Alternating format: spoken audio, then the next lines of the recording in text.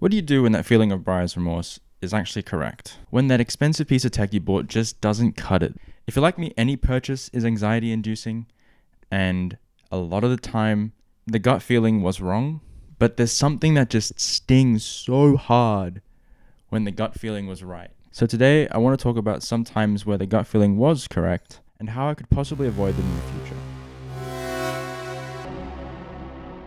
I'm not going to lie, I'm a huge victim of FOMO. I used to be that guy that watched every Apple keynote, new Galaxy, new watch, new earphones, whatever it was, I was there. And that kind of leaves you in a space where you're always wanting more. You want a higher refresh rate monitor, a higher resolution display, a better camera, a better microphone. There is always a next step up that you could get. And the biggest issue is that as soon as you get that next step up, the options below it seem completely useless. I've not once thought about how 1080p was a bad resolution until I got a 2K monitor. Now 1080p looks like shit. I guess this is a common theme with a lot of stuff that I buy, but I feel like I have gotten a lot better at it. And maybe the trend that we'll see today is that an upgrade is not always an upgrade, and you don't always need to go to that next generation. Anyway, let's start with our first item, I guess category of items, because there's another one coming up, and that is audio.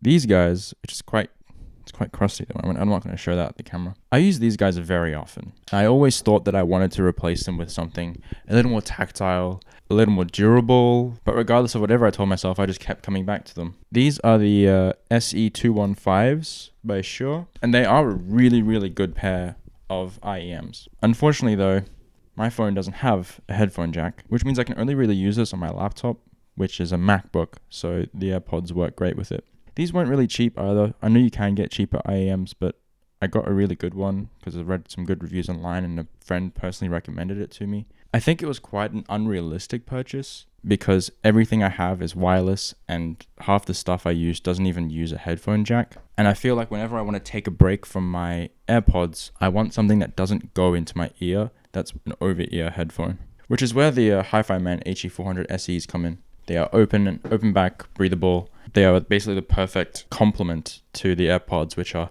very isolating, in your ear, noise cancelling. The second piece of audio equipment that I don't really use, and I kind of regret buying, are the Sony XM5s. While these things have great reviews, they sound great, the noise cancelling is great, they just cannot compete with the AirPods on a day-to-day basis. If I want noise cancelling, it's usually going to be for less than an hour and a half, which is great because the AirPods don't get uncomfortable at that period of time.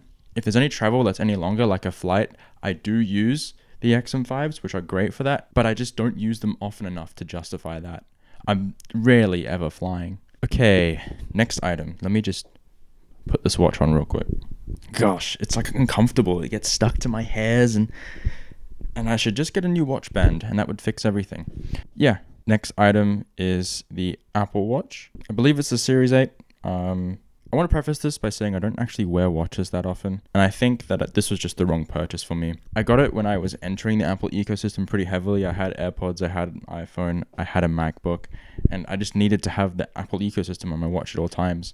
But that became a burden really quickly. Just the constant barrage of notifications that I've already received like 10 minutes beforehand would just reappear on here and just be completely useless. I think the fitness features are actually pretty good on this, but I could have gotten a fitness watch from any other company that could just do step tracking and calories burnt or whatever for maybe like a third of the price. It's just the other thing of having a slab of glass on your wrist. You just feel like you're always going to smack it into something and then ruin it. And I don't know, I just feel paranoid when I'm wearing it all the time. It's not to mention just the useless amount of apps there are on here. Like, do I really need Shazam on my Apple Watch? I don't know. I don't think I even have that on my phone.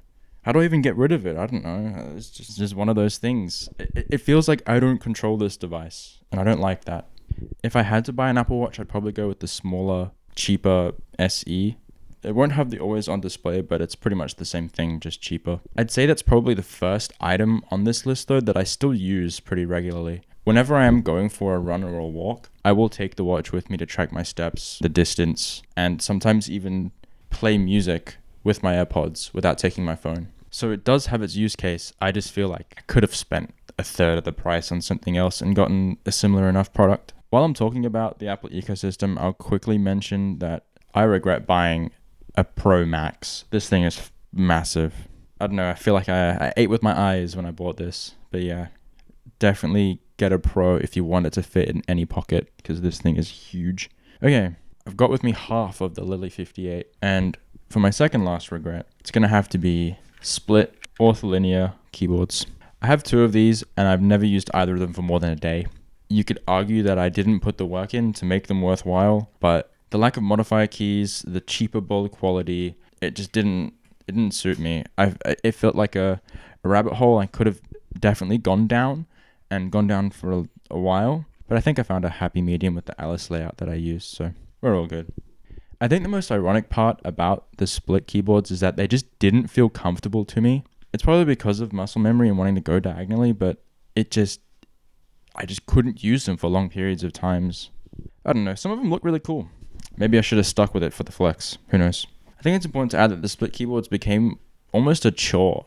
Having to figure out a layout where you had your shift and your control and your space and all your symbols in the right area just took the fun out of it for me, because whenever I was coding, I'd have to think, okay, where did I put the curly bracket? And is that where I want to keep the curly bracket? Whereas before, everything was just kind of already there. I think you could probably equate it to learning anything new where there is an alternative that you already know, because you're just learning something for the sake of it. And initially, the gain might not be visible to you.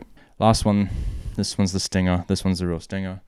And it's this Quest right here. I have not used this for more than like 30 minutes at a time ever. And there's 2 good reasons. One is that it sucks to connect to a computer. And 2 is that it is uncomfortable as fuck. The strap that it comes with by default is absolutely the worst. And yeah, it's just a big L. Unfortunately, my old Rift broke on me, which meant that if I wanted to keep playing VR games, I had to buy a new headset. And the Quest 2 was so much cheaper than anything else on the market at the time. And I think I could probably have rebought all of my games for the same price as buying a new headset that worked on my PC. It also feels like VR just kind of fell off. I don't know if that's my opinion or the general consensus, but there's just kind of no reason to play VR at the moment. But maybe it'll make a return, and maybe then it'll be worth buying the headset upgrade to play it a bit more often. But yeah, that one was a big stinger because I hardly ever used that.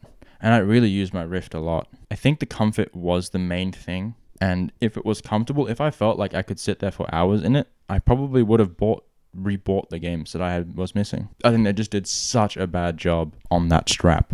I don't know. And yeah, those are my tech regrets. Looking back at it, it's kind of not that bad. Maybe talking to a camera is good therapy. Who knows? Anyway, I'm done procrastinating. Let me know if you have any tech regrets, and bye.